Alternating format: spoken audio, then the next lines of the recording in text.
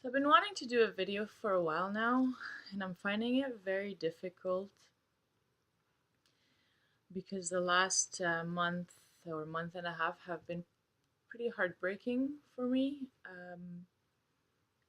And it's hard to collect my thoughts and to think of exposing them and to expose how I feel because I feel like I don't quite have control over them and that I'm not quite on top of everything. But I will do my best to explain where I'm at right now, especially in terms of treatment, which is something that has changed significantly. As I mentioned in recent videos, I've been having a lot of digestive issues, which were or not work related to my antibiotics intake. By mid-October, things were not getting any better, and I considered that my energy level and just my life level, I was functioning at about 3 or 4%. So probably worse than I've ever been in terms of energy and being able to do things. And so I would wake up in the morning and stumble over the couch and essentially not move from there. Jan, in the recent weeks, spent the vast majority of his days working from home in order to be able to give me, food and draw me a bath and bring me water and tea and things like that because I just couldn't fend for myself or do it for myself. And so you can imagine that that's very difficult, um, both physically and also mentally. I've managed to steer clear of truly getting into a depression about it, but not without effort. But I have been feeling very heartbroken about my situation. I've been um, in this Lyme treatment for over 7 months now. And of course, you hope, when your doctor says 6 to 24 months, you go, maybe I'll be the one that it takes 6 months. We knew it wasn't going to be the case because I've been sick for now over 13 years. And so time is required to get better. But yes, heartbreak is definitely part of my daily life now. That being said, in mid-October, we went to see my doctor, who took one look at me and decided there was no way we could go on like that. And I do believe both Jan and I agreed, but it's difficult. Seeing as I've been accepting the unacceptable for so long, I no longer have, I have this tunnel vision about how I feel. And so I, feel functioning at 2-3%, which means barely at all.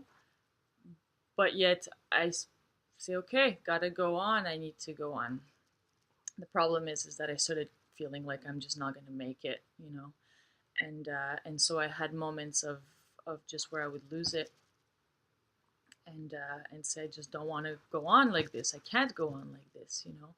And so obviously at that point, something needs to be done. So, even if antibiotics can be effective, at that point, my body is just not handling it.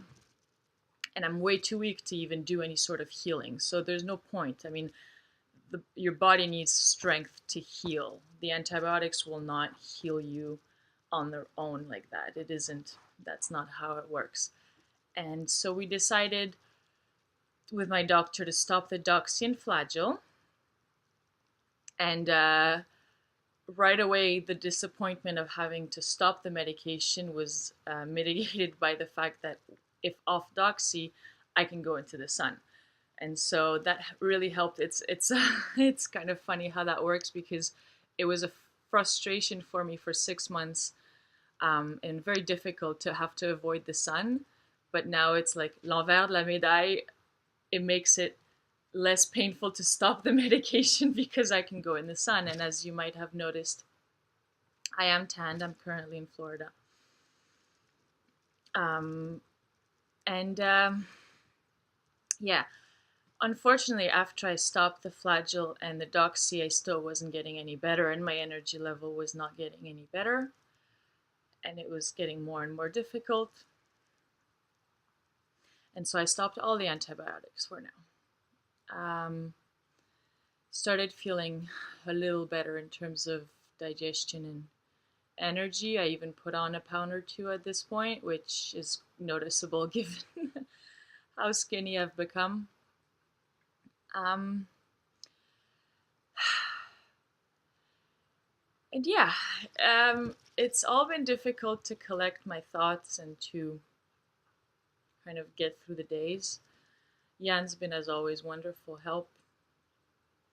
Um, but now we need to come up with a new plan. And so um, it's not excluded that I will go back on antibiotics at some point. But for now, my body definitely needs the break. In the next few weeks, I'm going to be starting the Cowden protocol, which is a herbal protocol for Lyme and co-infections. We're waiting for that to come in.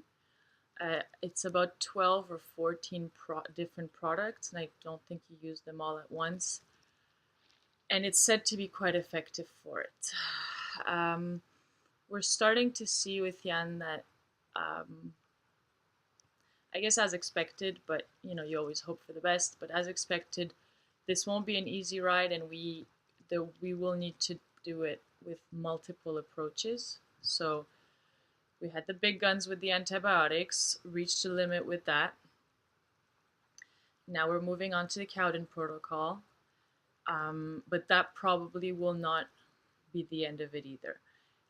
Most likely I will have to go back on azithromycin and either Malarone or Meprone, as those are two antibiotics or medications that work specifically on Babesia, which is a co-infection of Lyme disease, a very common co-infection.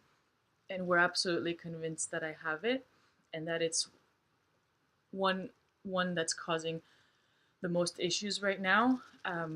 Over the last month, I've been waking up at night, mostly daily, nightly, I guess, 2, 3, 4 times completely drenched in sweats, having to change and exhausted. There's probably an effective fever that I have, and then the fever drops, and it's nonstop, and it's very exhausting. Babesia, don't know if I ever mentioned this, but it's very much like malaria, which is hence the Malarone, which you use to kill malaria as well. So it's essentially like malaria, but just not transmitted through insects necessarily, but through ticks and so we're coming to the realization that I don't have one illness, I have many. Every co-infection needs to be addressed separately sometimes. Sometimes they can be, the same antibiotics will act on different co-infections, but sometimes you need to be more specific.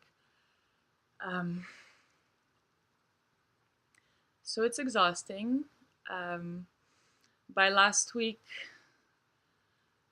I was telling Jan I don't know if I'll make it another week here because I just lie on the couch, don't go out, don't do anything. And when I do go out, and I did once, as you might have noticed, I posted a photo of me going to a banquet. I was there for about 3 to 4 hours. I slept all day in order to have the energy to make it there. And I did really good. I was there. I was, determined to kind of be positive and not let anything affect me negatively if somebody, said something unpleasant or whatever. There was a lot of people that I really, really enjoyed seeing and was very happy to see, and the whole thing was nice. And I left when I felt like, I'm done, I go. And I went to bed that night and I thought, oh, I'm not even that strung out. Like, I was really proud of how I did and, kind of respected my limits the most possible. The next day I woke up, hey, not so bad. 3 days later, couldn't make it to the bathroom, couldn't walk. My knees, my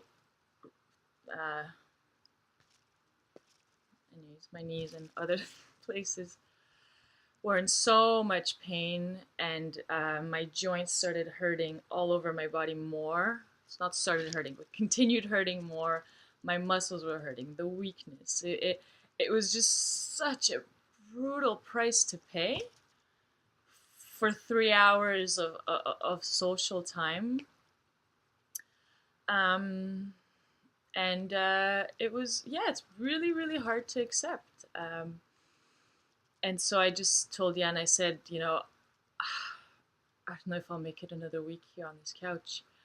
Because your mind ends up being a bit, it's impossible for me to be perfectly sane at this point. I mean, you know, as an anecdote, I've had trouble standing straight for so long that when I watch a movie or a show now where people are standing, my brain keeps going, aren't they tired? Why don't they just sit down? Why don't they sit down? And although I know that that's, I mean, it doesn't make sense.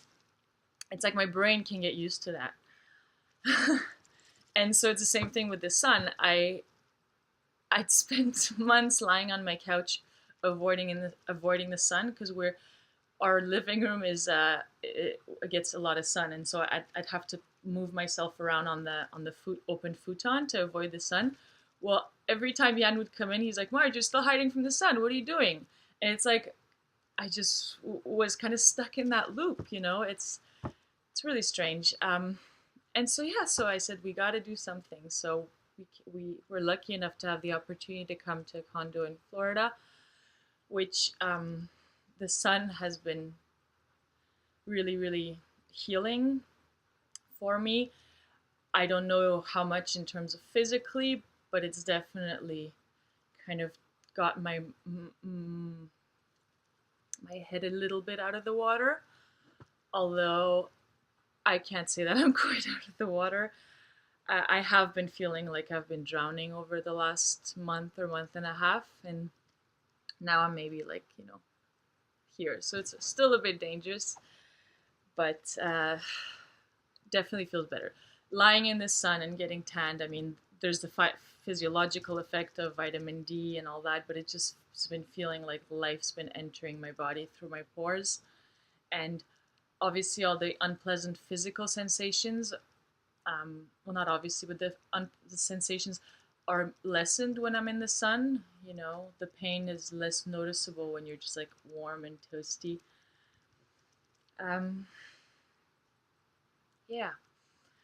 So, I think that's it for now. I really wanted to do kind of a wrap up of the last little while. And now we're getting ready with Jan for the next step. He's been very helpful and is looking into other alternative options. The nice thing is my doctor is very open to those things. So we can also whatever we bring him, he knows about, and we can discuss it and see what works best for me. Probably in the next few weeks we'll be doing a co-infections panel, and so getting tested for all the co-infections that I have. We already know that I have Mycoplasma pneumonia, chlamydia pneumonia. We highly suspect I have Babesia. I need to get tested for Bartonella, and there are other ones. There are parasites that I can have as well. I did get tested for some, but there are many tests that we can and will have to do in order to know exactly what are the beasts that we need to attack. So yeah,